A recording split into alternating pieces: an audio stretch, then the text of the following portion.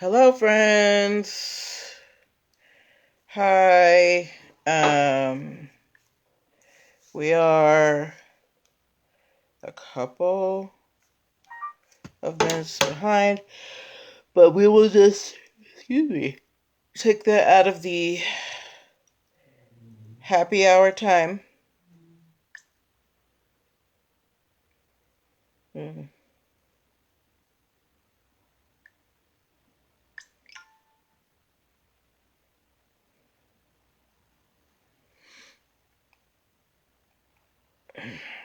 Yeah, I almost slept through the show.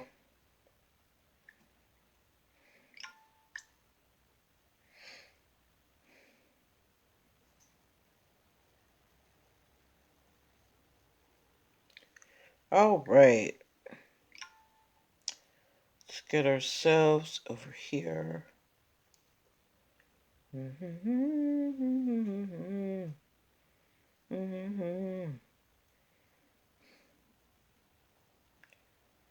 Mirror.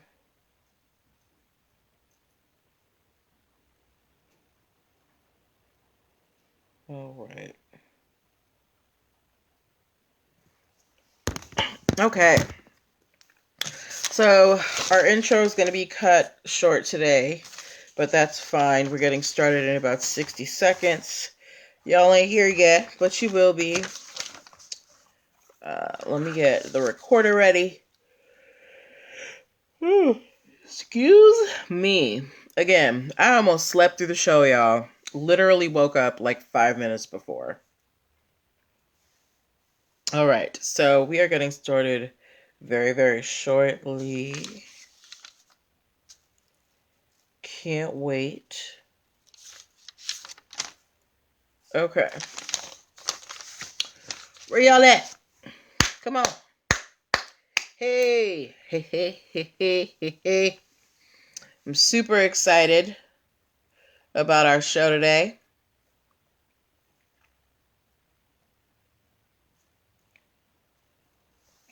Okay.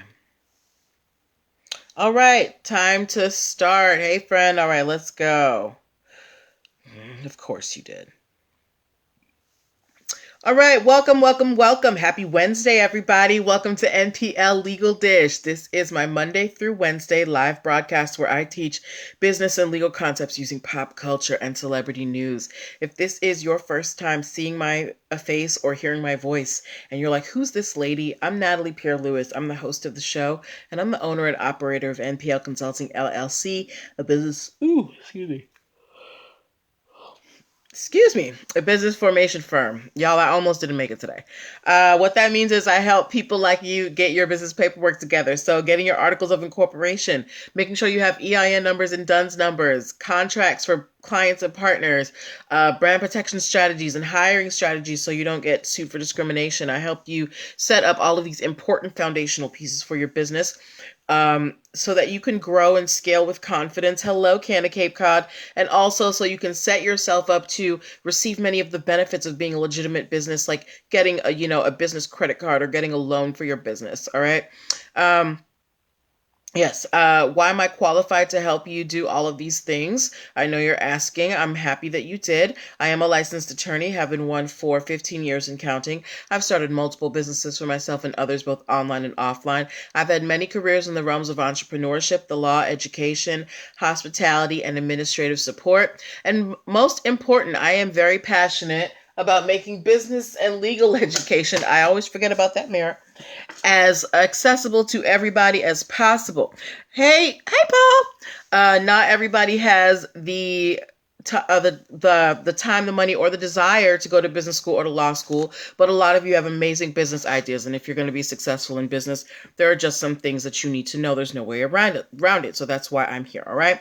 So if you are in the startup phase of your business, like if you've just started and you need some structure, you don't know where to go, I'm who you want to call. If you have a business idea and you just have you don't know where to start at all, I'm who you want to call. Or if you've been in business for a little while, but you didn't complete all of the beginning steps and you need to complete them, I'm who you want to call. All right. How are you going to reach me? Go to linktr.ee/NPL consulting firm, linktr.ee/NPL consulting firm, linktr.ee/NPL consulting firm. There you can book a free 15-minute consultation if you are a first-time client. You can also book a Talk to Me Tuesday session where you get 25 minutes for $25 if you are not a first-time client. At linktree/NPL consulting firm, you can also download the free biz launch cheat sheet that will help you choose and start your dream business in 7 days or less. At linktree/NPL consulting firm, you can also subscribe to the YouTube channel and the podcast. So if you ever miss a live broadcast, you can catch up at your leisure. Linktree/NPL consulting firm is where you can also access many of my digital products like my video trainings and my ebooks. So this month we're focusing on DUNS numbers. So you can pick up my DUNS number video training where I take you to the site and I explain to you what each piece is, why you need a DUNS number, and we go to the site and apply for one together. Okay. Hey, Margaret. And last but not least, Linktree/NPL consulting firm is where you can get your NPL Legal Dish teas and your NPL Legal Dish mugs. You know you want them. They're cute. Go get them. Oh, yeah. Hey, hey. All right. But yeah, there's a lot going on at Linktree/NPL consulting firm, but that's how you get in contact with me. Okay. It is the only link in my bio on Instagram. It is all over my page on Facebook. All right. But that is enough about the business side. Let us get to the reason why we are here on tonight. All right, we are here for NPL Legal Dish, the show. How does the show work? All right, now I know some of you have been here before, but just in case we have someone who hasn't been here, here's how it works. I pull stories from the news, stories from blog sites, stories that you guys send me, anywhere I find inspiration, a story that has a lesson that we can learn as business owners, as entrepreneurs, and I bring them to you guys and we discuss them as a group. So this is a time for you to get involved. Don't be shy. I want your questions and I want your comments as long as they are respectful. I will be asking you some questions. I'm going to be asking you to give me some emojis. So, keep your eyes open and your ears open. Keep your fingers ready. Unless you're driving, please keep those hands at 10 and 2. No accidents, please. All right. So without further ado, let's get started. Today we have a lot of I would say, philosophical questions to answer today.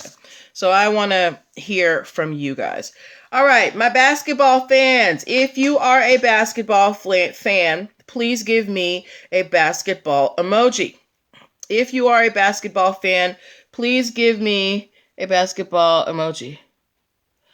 Margaret said, I've been trying, but mine is doing something wrong. I don't see your merch anywhere.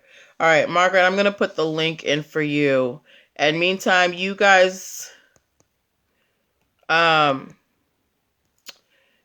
put your, what you call them things? PL. Yeah. There you go, Margaret. Okay, thank you, King J. Good. I have one basketball from King J. Good. King J. Good is the only basketball fan that we have. All right. Even if we don't have many basketball fans here, does anybody know what special basketball event is taking place in this month right now? Okay. King J. Good. Yes. Tell me what, wait, is that? No, that's not it.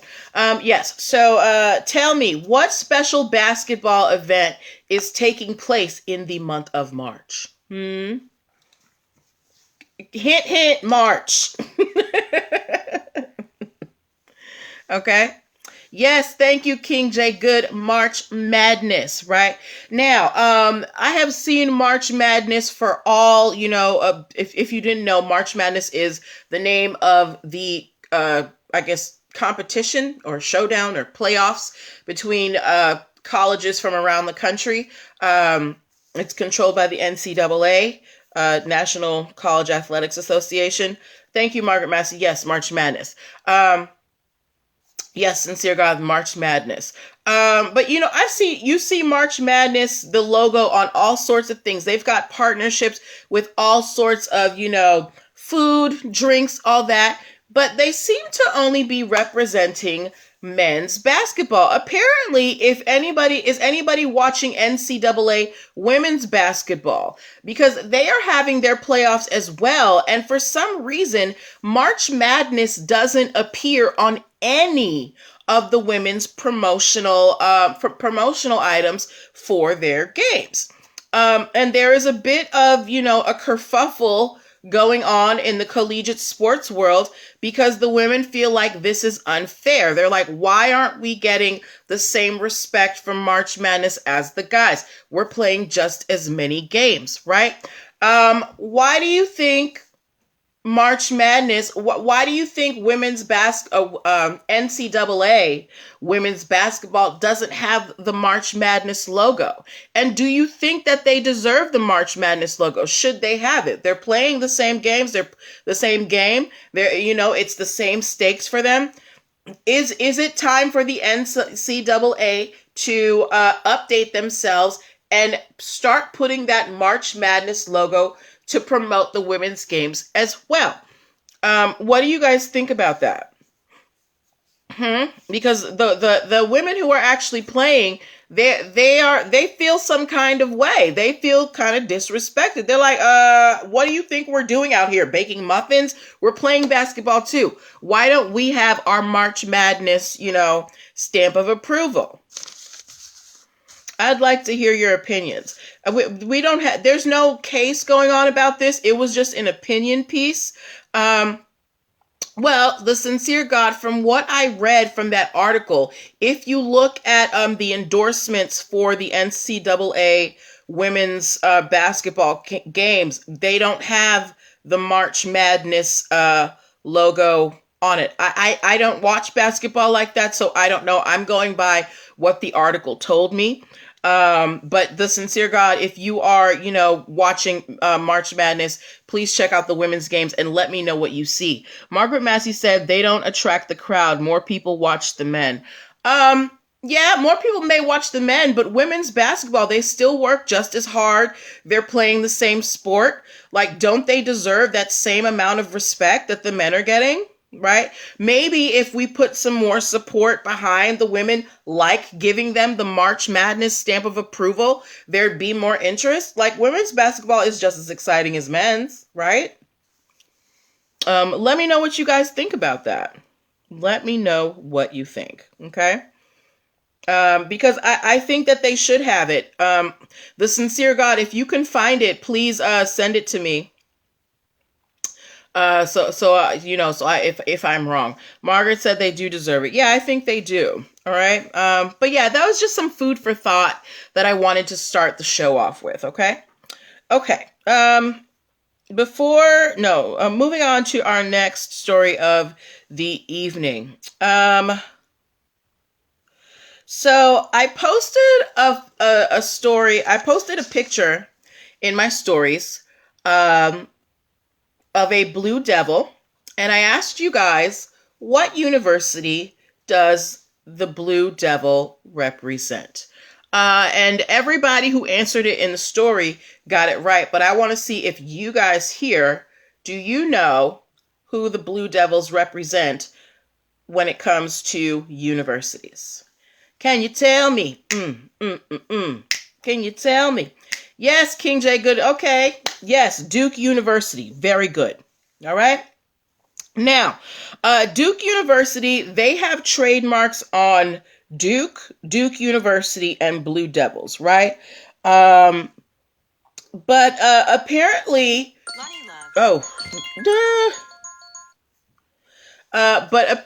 hold on. Wait, we got to go back to the first story. The sincere God said the schools get all the money. They need to start paying the players for using their likeness. I totally agree with you. King J. Good said, you live in basketball country. Okay.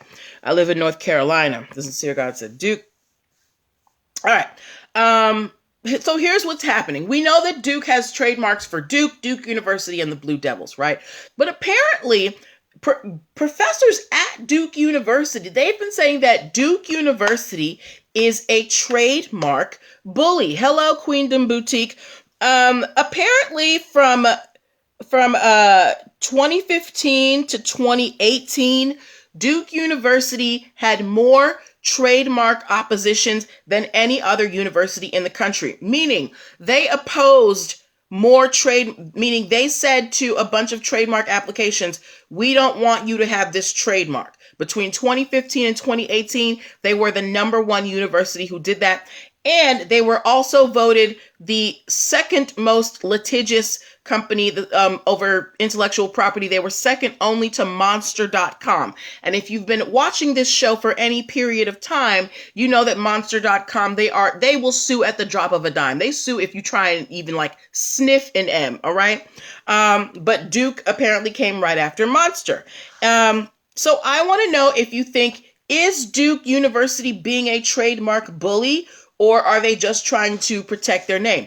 Because here are some of the things that they have opposed. They have opposed the trademarks for Dude Diet, Devil's Advocate, Little D, Beach 'D, Beached, The Cameron, D-Bag, Blue Food, Go Luke, and hashtag make DU fun again. Okay. So a lot of people are saying that Duke University, they are just using their financial power as this big university to bully smaller companies, because a lot of these companies that are applying for these trademarks, they don't have the money that Duke University has. And even if they have a fighting chance against Duke, they don't have the money to fight the lawsuit. So more often than not, they will drop the trademark application, right? So I want to know from you, based on these trademark oppositions, hello, Skin Liddy, do you think that Duke University is doing too much, or are they bullies? Margaret is already saying that they are bullies. The Sincere God said Duke is a powerhouse, but that's crazy. That's my team too. Well, the Sincere God, as a fan, you may want to contact them and say, hey, Duke University, I think you're being a trademark bully. Because the whole point of opposing a trademark is that you feel like it's going to be confused for your mark in the marketplace, right? Duke University, what do? They do sports, they do education. I'm sure they do merch, all these things. But some of these trademarks don't seem to have anything to do with Duke University. What does Dude Diet have to do with Duke University? What is Devil's Advocate, or Little D, or Beached, or D-Bag, or Blue Food, or Go Luke? What do any of these things have to do with Duke? So people are coming to the conclusion that Duke University is a trademark bully, and they are just using their position in the marketplace to kind of try and corner the market on, hey, Imperfectly Perfect 78, on all things Duke and D. So I have one person here who says that Duke University is a bully. Does anybody think that they are justified in all of these oppositions that they have? Anybody think they're justified? Anybody? Going once, going twice? The Sincere God said, right, that's a little too much. Yeah, but that happens. Monster Energy drink is the same way. They will sue anybody, even if it's not even remotely similar to their mark. So so Duke University, while you can't necessarily come after them financially, maybe articles like this, you can put social pressure on them to stop being a trademark bully. Because if you remember, we did a story a while ago about this. Imperfectly Perfect said Duke has always been extra. Ooh, that sounds a little spicy. All right. But if you remember, a while ago, we talked about this website called backcountry.com that had trademarked the term backcountry when it came to outdoor sports and merchandising. And they started going around and sending cease and desist to all these little businesses. And it started having a negative impact on their reputation as a company, so much so that they had to roll back all of those cease and desists. So it wasn't a money thing, it was a social pressure thing. So maybe this is just an attempt to pressure Duke University to, cool their jets. Okay. I need a pen. Okay. That's story 1. Story 2. We're done. Okay, before we move on to our third story of the evening, I want to remind you guys that you are watching NPL Legal Dish. This is my Monday through Wednesday live broadcast where I teach business and legal concepts using pop culture and celebrity news. If you are in the startup phase of your business and you need, some legal guidance, you need a legal friend to tell you, hey girl, these are the applications that you need to file so that you can get your business set up, so that you can get that business credit, so that you can, open that business bank account, so that you can hire employees, so that you can get your tax breaks. I'm the person you want to call. Go to linktr.ee/NPL Consulting Firm and book yourself a free 15-minute consultation if you are a first-time client today. All right? Moving on to our third story of the evening. If you like Prosecco or champagne, please give me the champagne emoji, the champagne glass emojis, or the champagne bottle, whatever. Give me some type of emoji that resembles champagne right now if you are a Prosecco or a champagne drinker. Okay? I like a little champagne every now and then, especially when it's mixed in with some orange juice and I have myself a little mimosa. Actually, this weekend I went somewhere and I had a peach lavender mimosa that was absolutely delicious. Thank you, Imperfectly Perfect 78, for the champagne bottle. Okay, my Prosecco drinkers, if you have heard of the Bottega brand Prosecco, please give me a B in the comments. If you have heard of the Bottega brand Prosecco, please give me a B in the comments. While you do that, I want just a disclaimer. This case actually took place in Italy, but I felt like it was really important to bring it up to you so you can understand why trademarks are really important. Because trademark law, while it may vary from place to place, a lot of times the core values are very similar. All right.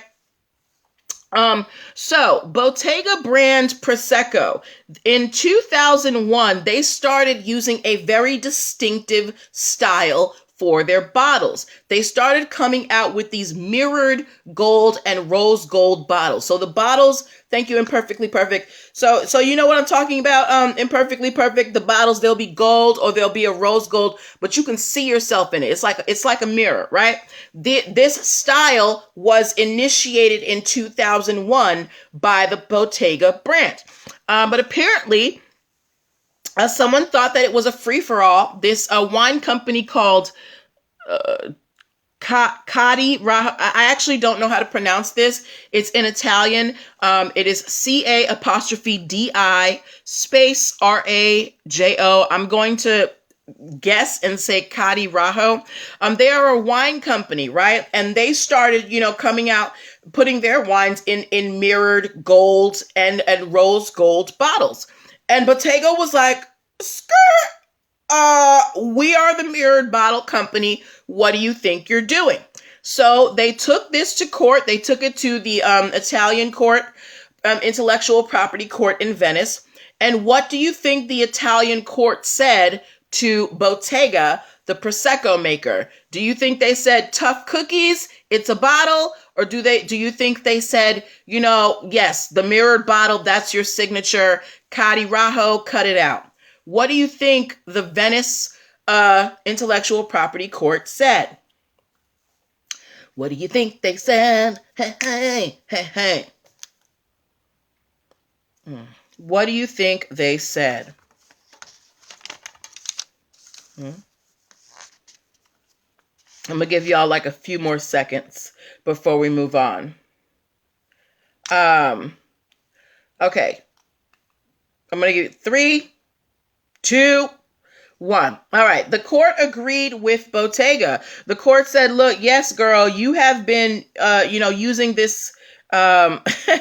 No, Imperfectly Perfect. They agreed with Bottega. They said, you've been doing this mirrored bottle thing since 2001. You're the originator. You're the innovator, girl, and you deserve your things. So they ruled in favor of Bottega, and now Cadi Rajo has to pay legal fees, legal costs, and expenses. Margaret had told Cadi to cut it out. They absolutely did. When you have a signature look or a brand, right, that implies a certain level of quality. If I recognize Bottega Prosecco for the gold and rose gold mirrored bottles, and I run into a liquor store and I just see a gold or mirrored, rose gold mirrored bottle, and I grab it, I may not look at it because in my mind that is synonymous with the Bottega brand, right? But Cadi Rajo, they're causing confusion in the marketplace if they're trying to put their own,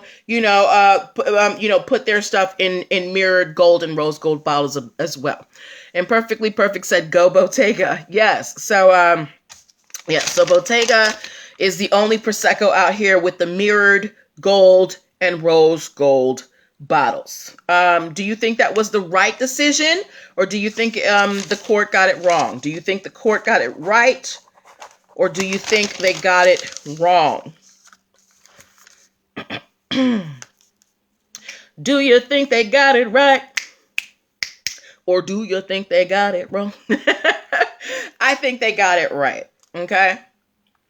And then we're going to move on to our last story of the evening, and then we're going to close out. Margaret thinks they got it right.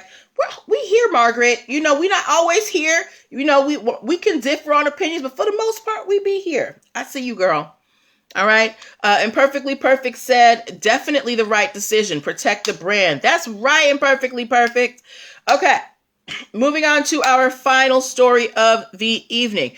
This is a story that just had me asking, why did you wait so long? So has anybody heard of Sanibel Island, Florida? If you have heard of Sanibel Island, Florida, please give me an S in the comments. Okay. It's like right off the coast of Florida. If you've never been there, I haven't either. You probably haven't heard of this store, but on Sanibel Island, there is a store called Bailey's General Store. This store has been on Sanibel Island for over 100 years. They actually opened in 1899. So they've been open for 120 years, right? So they've been open for more than 100 years. And, over the last 120 years, they've survived the Great Depression. They've survived World War I and II, as well as several hurricanes. And they are still here. They're still standing. They're still strong. If you guys have ever seen Antoine Fisher, you understand why that's funny. Okay. But Bailey's General Store, after 120 years, is finally trademarking their name, right? This company that's been through all of these ups and downs all this time has never even bothered to trademark their name. And the only question I had for this story was, why did they wait so long? So I want to know from you guys, why do you think a company, a business that has been, in existence as long as this one has 120 years, why do you think they're only just now, trademarking their name? Why? What would be one of the reasons or some of the reasons? What do you think? What do you think? Because I was remember, I'm like, y'all been around for over 100 years. I know you know about trademarks. I know you've seen some things. Why are you only just now, after 120 years, trademarking this business name? Ooh. No ideas, guys? I know it takes a little bit of time, so I'm not going to rush you. But it is something that kind of just itches my brain. I keep saying, why would I wait 120 years to trademark something? And why now? Why would I trademark? Why trademark now after 120 years? Imperfectly Perfect said they probably thought it wasn't really necessary, but different times now. Hey, Cheryl. Different time. Yeah, it is different times now. We are in an era where intellectual property is, a very visible topic. It's very popular. It's very important. So maybe they were like, we just need to lock this down. Margaret Massey said, I was going to say they weren't aware of the trademark. I feel like if you've been in business for 120 years, you know about trademarks. Cheryl said it was a different time and a different mindset. Okay. I like that. Okay. Just like Imperfectly Perfect said different times. Yeah, we weren't as concerned with trademarks and copyrights and stuff way back when, right? It's only now because things are a lot more accessible, things are getting stolen more. So we're really concerned about that. So Bailey's General Store in Sanibel Island, Florida has finally protected their name. And the lesson of this story is it is almost never too late. Sometimes it is, but if you get the chance to trademark, do it. All right? Okay. Yes. So, hey, King Tax Services. Hey, hun. We're actually about to close out now. Yeah, so those were the stories that I had for you today, guys. I want to thank you guys for your participation. I want to thank you for hanging out with me. This is our last show of the week. We will be back on Monday. Remember, next week we only have 2 shows because I'm going on vacation. I'm going to see my parents and my sister. So we will not have a show next Wednesday through and then the week after. But we will have a show Monday and Tuesday. You just came off your live stream. Ooh, y'all, if you want to learn about budgeting, go check out King Tax Services 18's live stream, okay? Yes, but yeah, so this is where I'm going to leave you. If you are looking for legal guidance as you navigate the startup process of your business, make sure that you're booking your one-on-one sessions with me. If you have missed any of the episodes of this week, please make sure that you are subscribed to the YouTube page and or the podcast so you can watch or listen at your leisure. Make sure that you book your one-on-one sessions with me as well. If you have not picked up the Biz Launch cheat sheet, make sure that you do because that is how you get on my email list so you get my weekly newsletter. So yes, I'm going to leave you guys here. Have a great weekend. Take care of yourselves and good night. Bye-bye.